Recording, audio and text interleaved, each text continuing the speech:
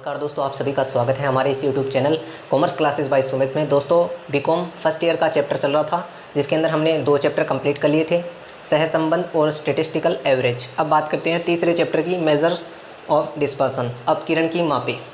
अपकिरण का शाब्दिक अर्थ बता देता हूँ आपको। शाब्दिक अर्थ है फैलाव, बिखराव और विस्तार। इसका मतलब ये है कि कोई भी आपको एक एग्जाम्पल हो, कोई भी उदाहरण हो, उसको आपको इतना मतलब विस्तार से समझाना है, इतना बिखराव से, फैलाव से उसे समझाना है कि उसके मतलब गहनता से उसके बारे में पता चल सके। तो ज़्यादा थ्योरी नहीं पढ़ाते हुए आपको सीधा मैं प्रैक्टिकल के ऊपर लेके चलता हूँ। मेजर्स ऑफ डिस्पर्सन के 2 मेथड है, एक तो लिमिट्स मेथड, एक है एवरेजिंग मेथड। लिमिट मेथड के अंदर 4 है, रेंज है, इंटर क्वार्टाइल रेंज है, परसेंटाइल है, क्वार्टाइल डेविएशन है। एवरेजिंग मेथड के अंदर 3 है, मीन डेविएशन, स्टैंडर्ड डेविएशन और अदर मेजर्स अगर कोई हो तो वो। तो चलिए, जो पहला आपका है रेंज, जिसे हिंदी में कहते हैं विस्तार, उसके बारे में चर्चा करता हूँ और उसी के बारे में मैं पहले आपको बताता हूँ। सबसे पहले देखिए, बात आती है रेंज। रेंज जिसे हिंदी में कहते हैं विस्तार, ठीक है। रेंज क्या है? विस्तार है, जिसका फॉर्मूला क्या है? h minus L. ये इसका फॉर्मूला है, सीधा सिंपल सा फॉर्मूला है h माइनस एल। h मतलब हाईएस्ट वैल्यू और l मतलब लोवेस्ट वैल्यू। मतलब हाईएस्ट वैल्यू में से अगर आपने लोवेस्ट वैल्यू घटा दिया, उच्चतम में से निम्नतम घटा दिया, तो आपके पास रेंज आ जाएगी। अब रेंज का कोफिशिएंट देखिए, कोफिशिएंट का फॉर्मूला देखिए, कोफिशिएंट ऑफ रेंज, इसका फॉर्मूला है h माइनस एल बटे h प्लस एल। ये लीजिए, ये फॉर्मूला है रेंज का, कोफिशिएंट का। कोफिशिएंट का रेंज का फॉर्मूला है h माइनस एल बटे h प्लस एल। ये 2 फॉर्मूले आपके याद हो गए तो आपका रेंज कंप्लीट हो गया। देखिए, रेंज अगर निकालना है तो हाईएस्ट में से लोवेस्ट घटा दीजिए, अगर कोफिशिएंट निकालना है रेंज का तो h माइनस एल बटे h प्लस एल। ये 2 फॉर्मूले हैं और आपका रेंज कंप्लीट। अब रेंज से रिलेटेड कुछ एग्जाम्पल हैं, वो देख लेते हैं। ये आपके सामने एक एग्जाम्पल है, इसमें जिसके अंदर आपको मंथ्स दे रखे हैं जनवरी, फरवरी, मार्च, अप्रैल, मई, जून, और प्रॉफिट एंड लॉस आपको दे रखे हैं 700, 400, 0, माइनस के 100, माइनस के 200 और 5000। आपको इसके अंदर विस्तार और गुणक, इन दोनों के बारे में फॉर्मूला लगाकर हल करना है, रेंज और कोफिशिएंट ऑफ रेंज। तो सबसे पहले हम रेंज निकाल लेते हैं। रेंज जिसका फॉर्मूला क्या है, आपने पढ़ा था h minus L, highest minus lowest. तो इस प्रॉफिट एंड लॉस में हाईएस्ट क्या है? 5000 है, माइनस लोवेस्ट सबसे कम क्या है? सबसे कम है माइनस के 200, तो माइनस के 200, तो 5000 minus minus plus 200 is equal 5200। ये हमारा विस्तार आ गया। अब कोफिशिएंट निकालते हैं, कोफिशिएंट ऑफ रेंज, जिसका फॉर्मूला क्या था? h माइनस एल बटे h प्लस एल। यही फॉर्मूला था ना।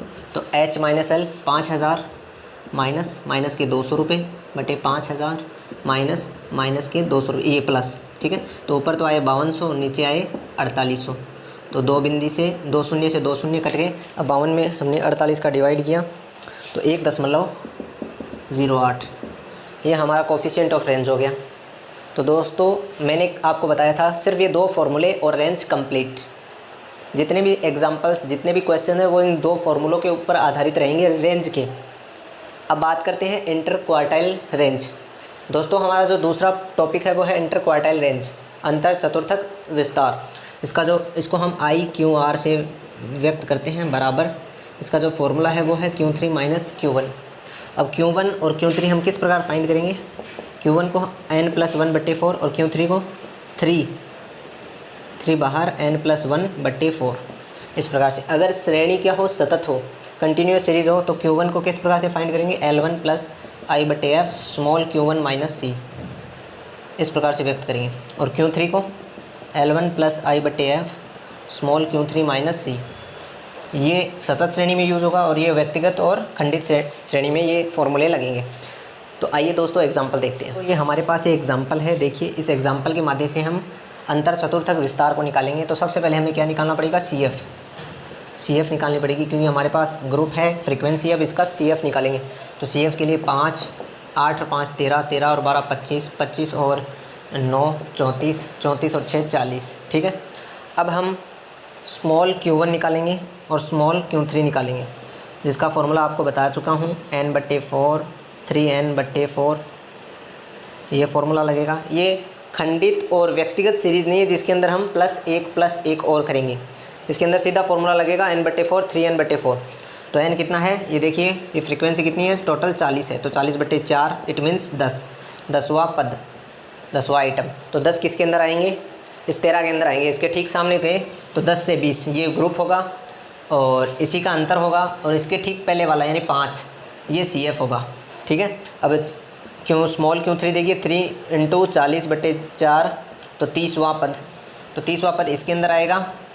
ठीक है, और इसका ग्रुप होगा 30 से 40 और इसकी CF होगी ये 25। ठीक है, तो जो कैपिटल में Q1 है वो निकालेंगे, तो L1 + I/F small Q1 - C। ठीक है, तो L1 लोअर वैल्यू क्या है 10 प्लस अंतराल कितने का है 10 का बटे F 8, स्मॉल Q1 कितना आया, स्मॉल Q1 आया 10 - 5 C। ठीक है, तो 10 + 10/8 × 5, तो 10 + 50/8।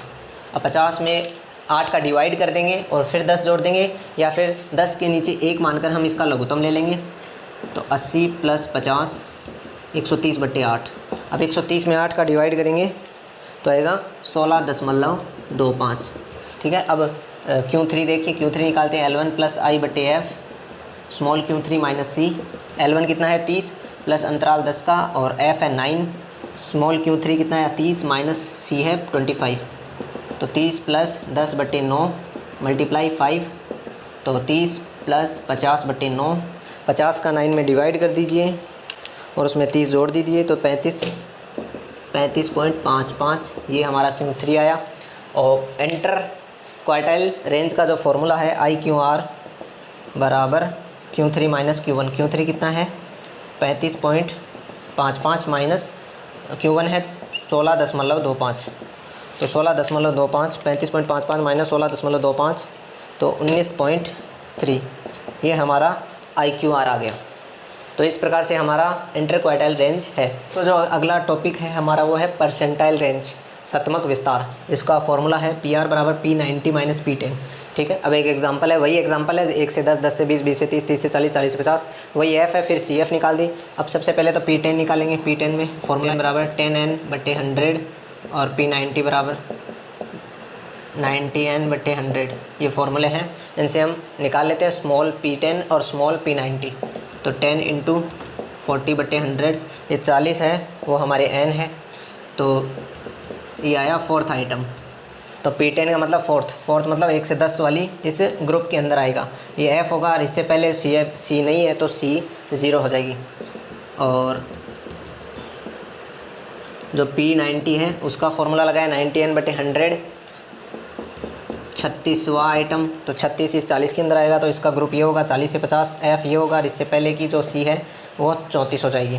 तो अब P10 का जो बड़ा वाला फॉर्मूला है L1 + I/F small P10 - C, तो L1 कितना है 1 प्लस अंतराल है 10 का बटे F है 5 और स्मॉल P10 है 4 - 0, तो 1 + 10/5 × 4 40/5, 40 / 5 8, 1 + 8 = 9, ये तो P10 हो गया। अब P90 बराबर L1 + I/F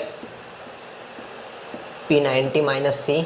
ठीक है, तो L1 कितना है P90 का 40 प्लस I अंतराल 10 का और 6 है F, और P90 स्मॉल P90 है 36 - 34 ये C, तो 40 + 10/6 × 2, तो 40 + 20/6, तो 20 में 6 का डिवाइड करेंगे, 20 / 6 प्लस 40 43.33, ये P90 और P10 आ गया। अब इस P90 की वैल्यू है 43.33 माइनस P10 की है 9, ये कम कर देंगे इसमें से, तो हमारे पास आ जाएगा ये परसेंटाइल रेंज 34.33। चलिए अगला जो नेक्स्ट टॉपिक है वो देखते हैं चतुर्थक। दोस्तों क्वार्टाइल डेविएशन या चतुर्थक विचलन का जो फॉर्मूला है वो है QD बराबर Q3 - Q1/2।